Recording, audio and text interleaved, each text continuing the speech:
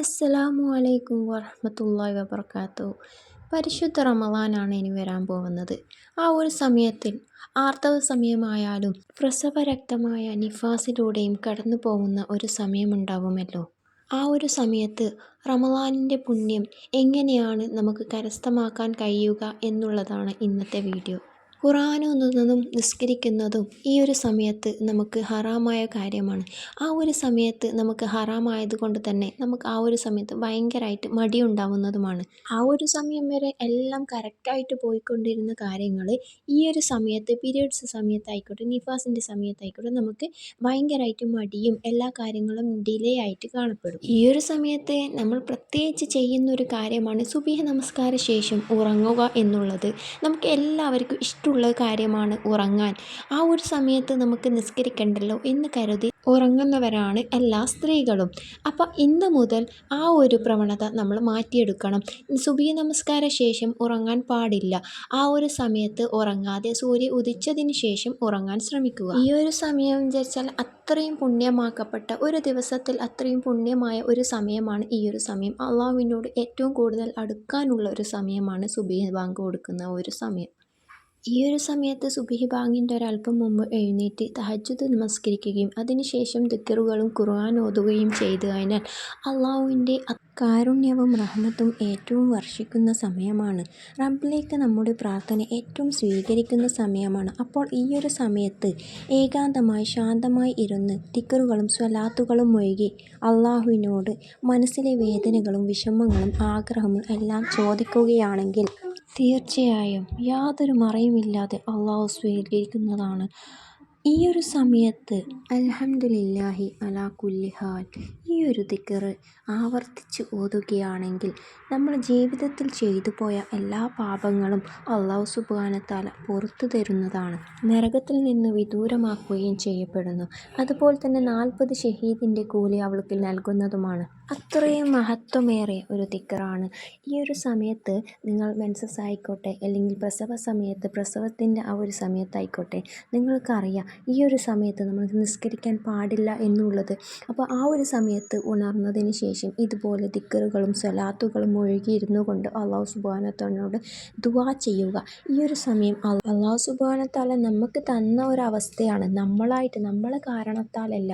അതുകൊണ്ട് ആ ഒരു നിയ്യത്ത് പറഞ്ഞുകൊണ്ട്, ആ ഒരു കാര്യം പറഞ്ഞുകൊണ്ട് അള്ളാഹു സുബ്ഹാനഹു തആലയോട് നമ്മളുടെ ആവശ്യങ്ങളൊക്കെ ചോദിച്ച് വാങ്ങുക. ഇങ്ങനെ ചെയ്താൽ നിങ്ങളുടെ ജീവിതത്തിൽ മാറ്റങ്ങൾ വരുന്നത് നിങ്ങൾക്ക് കാണാം ഇൻഷാ അല്ലാഹ്. അതുപോലെ തന്നെ വേറൊരു ദുആ എന്ന് പറയട്ടെ. സുബ്ഹാനല്ലാഹി വബിഹംദിഹി ഹദദ ഖൽഖിഹി വറിളാ നഫ്സിഹി വസിനത അർശിഹി വമിദാദി കലിമത്തിഹി. ഈ ഒരു ദിക്ർ ചൊല്ലുന്നതിന് ഒരു ദിവസത്തെ മുഴുവൻ ഔറാത്തുകളേക്കാൾ പുണ്യകരമായ ഒരു കലിമത്താണ്. വെറും 3 തവണ ചൊല്ലിയാൽ മതി. ഇത് ജുവൈരിയ റളിയല്ലാഹു അൻഹക്ക് നബി സല്ലല്ലാഹു അലൈഹി വസല്ലമ പഠിപ്പിച്ചു കൊടുത്ത ഒരു കലിമത്താണ്. അത്രയും മഹത്വമേറിയ ഒരു കലിമത്താണ്. ഇതുപോലെ തന്നെ നമുക്കറിയാവുന്ന ഒരുപാട് ദിക്റുകളും ഒരുപാട് സ്വലാത്തുകളും ഒക്കെയുണ്ട്. അതൊക്കെ ആ ഒരു സമയത്ത് ചൊല്ലി അള്ളാഹു സുബ്ഹാനഹു തആലയോട് കരഞ്ഞ് ദുആ ചെയ്യുക. നമ്മുടെ ജീവിതത്തിൽ വരുന്ന മാറ്റങ്ങൾ നമുക്ക് കാണാൻ സാധിക്കും. ഈ ഒരു ആർത്തവ സമയത്തായാലും നിഫാസിൻ്റെ സമയത്തായാലും നമ്മളുടെ മനസ്സിൽ ഓരോ വക്ത് നമസ്കാരത്തിൻ്റെ സമയത്ത് നമ്മൾ കുറച്ച് മനസ്സിൽ നിയ്യത്ത് ചെയ്യുക. അള്ളാഹുവേ, നീ എനിക്ക് തന്ന കാരണത്താലാണ് ഞാൻ നിസ്കരിക്കാത്തത്. അതുകൊണ്ട് തന്നെ ആ ഒരു സമയത്ത് നമുക്ക് ചൊല്ലാവുന്ന ദിക്റുകളും സ്വലാത്തുകളും ചൊല്ലി, അതുപോലെ ഖുർആൻ ഓതാൻ പറ്റില്ല എന്നേ ഉള്ളൂ, ഖുർആൻ കേൾക്കുന്നത് കൊണ്ട് യാതൊരു പ്രശ്നവുമില്ല. ആ ഒരു സമയത്ത് നിങ്ങൾ മാഗസീനിൽ ഫോണിൽ കളിച്ചുകൊണ്ടോ സമയം പാഴാക്കാതെ ഇങ്ങനെയുള്ള നല്ല കാര്യങ്ങൾ ചെയ്ത് പ്രതിഫലം വാങ്ങാൻ ശ്രമിക്കുക. നമ്മൾ ചെറിയ ക്ലാസ്സുകളിൽ ചെറിയ സൂറത്ത് ഒരുപാട് ബൈഹാർട്ട് പഠിച്ചിട്ടുണ്ടാവും. അപ്പം നമ്മളത് നിത്യജീവിതത്തിൽ കൊണ്ടുവരാത്തത് കൊണ്ട് തന്നെ അതൊക്കെ ഒരു സമയമായി മറന്നിട്ടുണ്ടാവണം. കാരണം നമ്മൾ ഓതാത്തത് തന്നെ. അപ്പോൾ ഈ ഒരു സമയങ്ങളിൽ ചെറിയ സൂറത്തുകൾ നിങ്ങൾ കേൾക്കുകയാണെങ്കിൽ അതിലുള്ള തെറ്റുകുറ്റങ്ങൾ നിങ്ങൾക്ക് മനസ്സിലാവുകയും നിങ്ങളത് ഒന്നുകൂടി റിവൈസ് ചെയ്താൽ നിങ്ങൾക്കത് പഠിക്കാനും എളുപ്പമാവും. അതുപോലെ തന്നെ നമ്മളൊരു നോമ്പ് തുറപ്പിക്കുക, ഒരു വ്യക്തിയെ നോമ്പ് തുറപ്പിക്കുക എന്നുള്ളത് വലിയൊരു പ്രതിഫലമുള്ള കാര്യമാണ്. ആ ഈ ഒരു സമയത്ത് നമുക്ക് നിസ്കരിക്കാനോ ഓതാനോ പറ്റാത്ത സമയങ്ങളിൽ ദിക്ർ ചൊല്ലിക്കൊണ്ട് നമ്മൾ നോമ്പ് തുറക്കാനുള്ള സാധനങ്ങൾ ആക്കി കൊടുക്കുക. അപ്പം നമുക്കുള്ള പ്രതിഫലം ഒന്നാമത് മറ്റുള്ളവർക്ക് ഓതാനുള്ള ടൈം കൊടുത്തു ആ ഓതുന്നതിൻ്റെ പ്രതിഫലം നമുക്ക് ലഭിക്കുന്നു. അതുപോലെ നോമ്പ് തുറക്കാനുള്ള സാധനങ്ങൾ നമ്മൾ ഉണ്ടാക്കി കൊടുക്കുന്നു, അതിൻ്റെ പ്രതിഫലം ഒരുപാട് പ്രതിഫലം. നമ്മൾ ദിക്ർ ചൊല്ലുന്നു, എല്ലാത്തിൻ്റെ പ്രതിഫലവും നമുക്ക് ലഭിക്കും. അപ്പോൾ ഇങ്ങനെയുള്ള സമയങ്ങൾ നമ്മൾ പാഴാക്കരുത്. സ്ത്രീകളിൽ നിന്ന് വന്ന പാപങ്ങൾ, മുൻകഴിഞ്ഞു പോയ പാപങ്ങൾ പൊറുക്കാൻ ഈ ഒരു ഹൈൽ കാരണമാവും എന്നാണ് പറയപ്പെടുന്നത്.